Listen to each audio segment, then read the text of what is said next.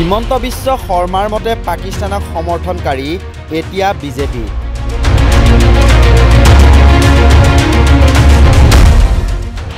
তেওঁ এতিয়া গেৰুৱা বসন পৰিধান কৰি হৈ পৰিল দেশভক্ত। টুপি আৰু গেৰুৱা গলবস্ত্ৰৰে বিজেপিলৈ আদৰিলে ৰাজ্যিক বিজেপিৰ সভাপতি দিলীপ শইকীয়া আৰু মন্ত্ৰী জয়ন্ত মল্ল বৰুৱাই। আমাৰ মাজত উপস্থিত আছে অনিল বনিয়া, ছাত্ৰ মুক্তি সংগ্ৰাম সমিতিৰ কেন্দ্ৰীয় সহ-সাধাৰণ সম্পাদক। তেখেত আজিৰ পৰা ভাৰতীয় জনতা পাৰ্টিৰ মঞ্চৰ পৰা, ভাৰতীয় জনতা যুৱ মৰ্চাৰ মঞ্চৰ পৰা কাম কৰিম বুলি আগ্ৰহী দেখাইছে। তেখেতক আমি ভাৰতীয় জনতা পাৰ্টিৰ মঞ্চলৈ আমন্ত্ৰণ জনাইছোঁ।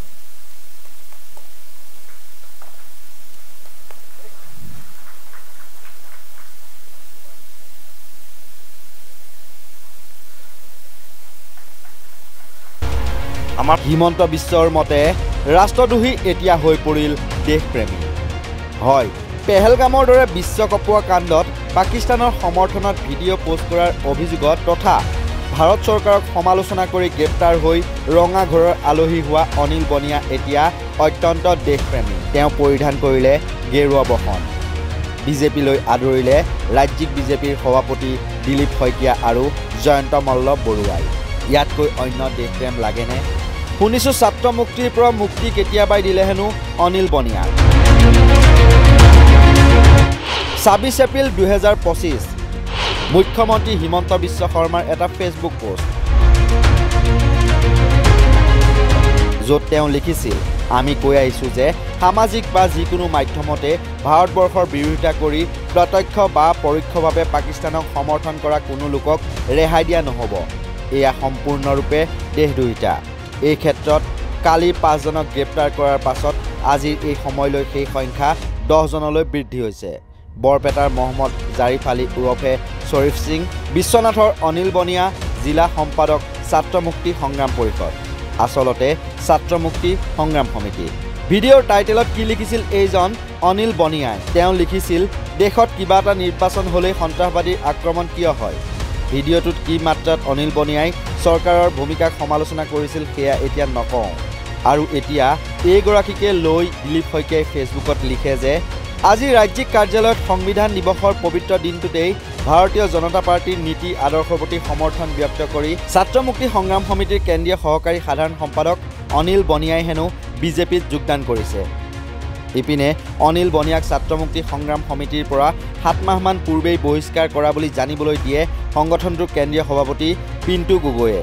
বিজেপিয়ে মিছা এজেণ্ডা প্ৰচাৰ কৰা বুলি দাবী কৰি ফেচবুকযোগে পিণ্টু গগৈয়ে কয়, ছাত্ৰ মুক্তি সংগ্ৰাম সমিতিৰ কেন্দ্ৰীয় সমিতিৰ সহকাৰী সম্পাদক বুলি পৰিচয় দিয়াজনক পেহেলগাম কাণ্ডৰ পাছত পাকিস্তানৰ সমৰ্থনত থিয় হোৱাৰ ৰাষ্ট্ৰদ্ৰোহৰ অভিযোগত জেললৈ যোৱাৰ পূৰ্বেই তেওঁক আমাৰ সংগঠনৰ প্ৰাথমিক সদস্যৰ পৰা বহিষ্কাৰ কৰা হৈছিল। গতিকে যোৱা 6 মাহৰো অধিক সময় তেওঁৰ সৈতে ছাত্ৰ মুক্তি সংগ্ৰাম সমিতিৰ কোনো সাংগঠনিক সম্পৰ্ক নাই। বৰঞ্চ তেওঁ সংবিধান বিৰোধী কাৰ্যত লিপ্ত হোৱাৰ বাবে ছাত্ৰ মুক্তি সংগ্ৰাম সমিতিৰ পৰা বহিষ্কৃত হোৱা এজন সদস্যহে। ইপিনে কিবা ভয় ভাবুকিৰ ফলত বিজেপিত যোগদান কৰিলে নেকি অনিল বনিয়াই? বিশ্বনাথৰ সাংবাদিক কাজী জেইদুল ইছলামৰ সন্মুখত ইয়াৰো চাফাই গালে অনিল বনিয়াই।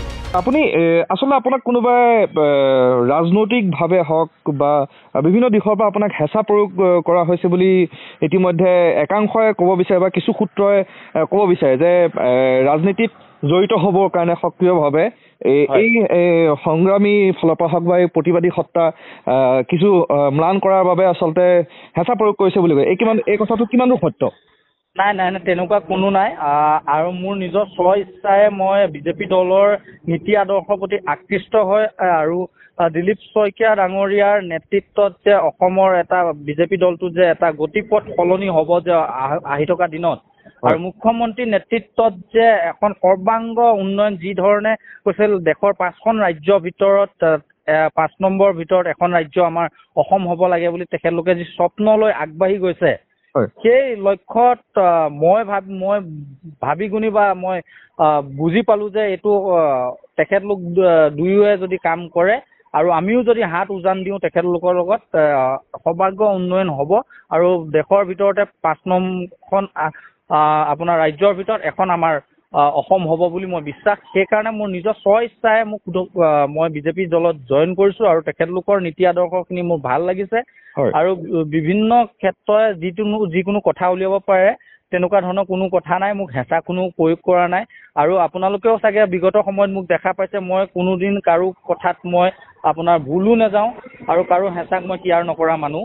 হয় মই কোনোদিন কেয়াৰ নকৰোঁ। মোৰ নিজৰ স্ব ইচ্ছাই মই নিজে বিজেপি দলৰ নীতি আদৰ্শৰ প্ৰতি আকৃষ্ট হৈ হয় আৰু আগন্তুক দিনত যে বিজেপি দলটোৱে যে আমাৰ গোটেই অসমীয়া জাতিটো বা আমাৰ খিলঞ্জীয়া জাতিটোক যে সুৰক্ষিত এটা কৰি ৰাখিব, সেইটো মই বিশ্বাস কৰি মই বিজেপি দলত জইন কৰিছোঁ। মুঠৰ ওপৰত হিমন্ত বিশ্ব শৰ্মাৰ মতে পাকিস্তানক সমৰ্থনকাৰী দেশদ্ৰোহী অনিল বনিয়া এতিয়া বিজেপিত যোগ দি হৈ পৰিল সম্পূৰ্ণ দেশভক্ত বা দেশপ্ৰেমী। ভিডিঅ' এডিটৰ ঋতুমণি নাথৰ সহযোগত বিশ্বনাথৰ পৰা কাজী জেইদুল ইছলাম আৰু গুৱাহাটীৰ পৰা কল্পজ্যোতি শইকীয়াৰ প্ৰতিবেদন নৰ্থ ইষ্ট নাও।